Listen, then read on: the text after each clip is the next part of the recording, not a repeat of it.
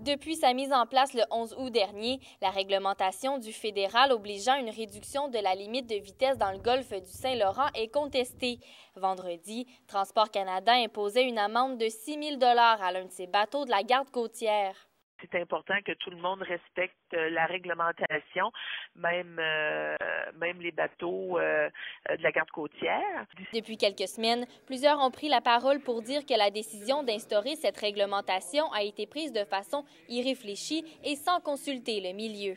Qu'ils ont intercepté un de leurs propres bateaux, puis ils vont lui donner une amende de 6 000 $. Écoutez, c'est tiré dans le pied, c'est ridicule. Ça montre vraiment que c'est n'importe quoi. En autant qu'ils trouvent un coupable, peu importe qui ça va être, ils vont se donner des amendes, écoutez, au fédéral. Mais c'est un non-sens, c'est une farce monumentale. Les nombreuses sorties publiques des acteurs locaux semblent avoir trouvé écho à Ottawa. Il a été question d'un potentiel soutien financier à la corporation. On a aussi eu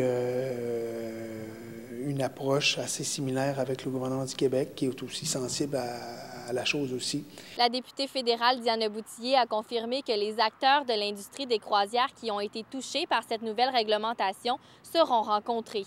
D'ici novembre, il y a une rencontre qui va être organisée par Pêche et Océan et l'industrie des croisières, justement pour regarder qu'est-ce qui pourrait être fait pour la prochaine année touristique. Les annulations continuent de s'accumuler du côté d'Escale Gaspésie. En date du 19 septembre, 13 escales de navires ne s'arrêteront pas comme prévu à Gaspé. Ce nombre pourrait augmenter jusqu'à 18. Stéphanie Collin, Gaspé.